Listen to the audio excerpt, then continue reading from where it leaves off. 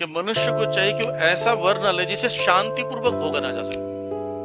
परेशान होकर आप भोग रहे, जैसे देखते हैं लोग चाट पकौड़े की दुकान में खाते हैं, जाते हैं, आलू चाट खाते हैं, गरम गरम रहता है और खा लेते हैं उसको।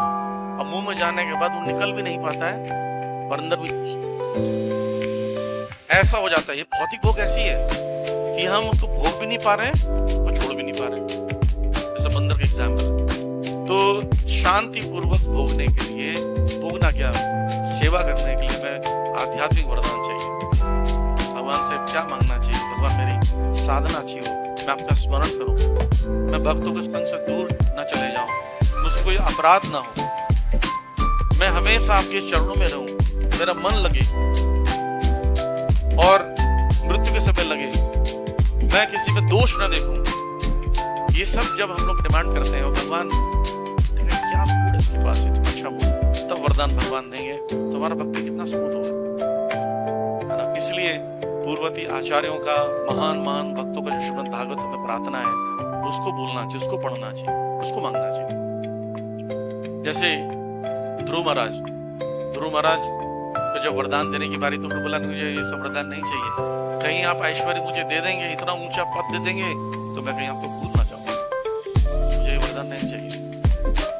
और प्रहलाद महाराज, वो तो और, प्रहलाद महाराज से जब उन्होंने कहा, भगवान ने कहा कि अब तुम जो चाहो वरदान मांग सकते हो।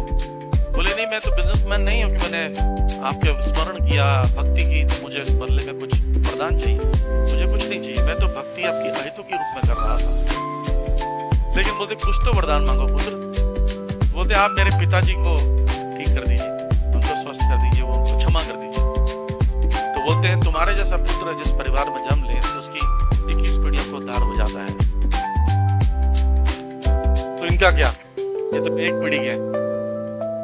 तो हमारा आचार्य लिखते हैं कि ये क्वेश्चन पूछा जा सकता है कि प्रहलाद महाराज के पिताजी हिरण्यकशिपु के पिताजी कश्यप के पिताजी मरीचि के पिताजी ब्रह्मा जी, 7 पीढ़ी कहां हुए? 7 पीढ़ी नहीं हुए। तो बोल रहे आसपास के जितने लोग हैं, मम्मी के, पापा के, भैया के, चाचा के, फूफा के भी पीढ़ियां सब उद्धार हो सकता है अगर भगवान का एक भक्त किसी घर परिवार पर जन्म ले लेगा तो ये लाभ मल्टी डायरेक्शन में फैसिलिटी मिलने वाली है अगर भगवान की भक्ति करते हैं।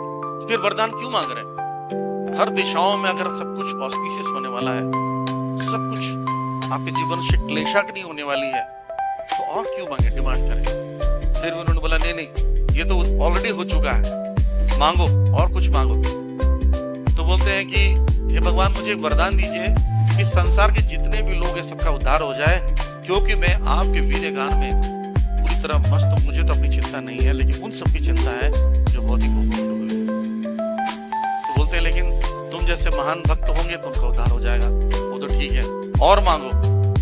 तो बोलते हैं बस मुझे ये वरदान दीजिए कि मैं अपने गुरु नारद मुनि के चरणों में मेरा मन लगा रहे। देखिए, ये मांगना चाहिए, क्योंकि उन्हीं के कृपा से आप ताली बजा सकते हैं।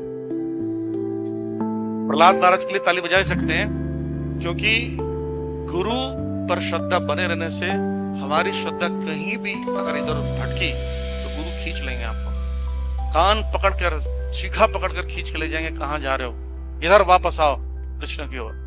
लेकिन श्रद्धा कहीं और इधर उधर होगी तो गुरु के अलावा कोई बचाने वाला नहीं। जन्मे जन्मे प्रभु से ही का मतलब ये है, आप अगर मान लीजिए जन्म में उद्धार नहीं भी हो पाए, अगले जन्म में गुरु फिर आएंगे आपको उद्धार करने की, हेल्प करेंगे आपका। तो इसलिए हमें यही प्रार्थना करना चाहिए, जो ऐश्वर्य मांगना चाहिए, एक ही ऐश्वर्य दो।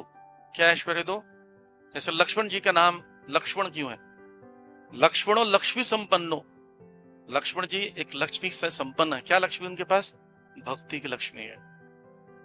प्राण एवं बहिर्पराब, उनके प्राण कहाँ चलते हैं? बगल में। रामचंद्र जी उनके प्राण है जो बाहर चलते हैं, वो लक्ष्मण। ऐसा भाव होना चाहिए कि भगवान एक ही ऐश्वर्य दो कि मैं आपका भक्त होने लायक जीवन भर रहूं।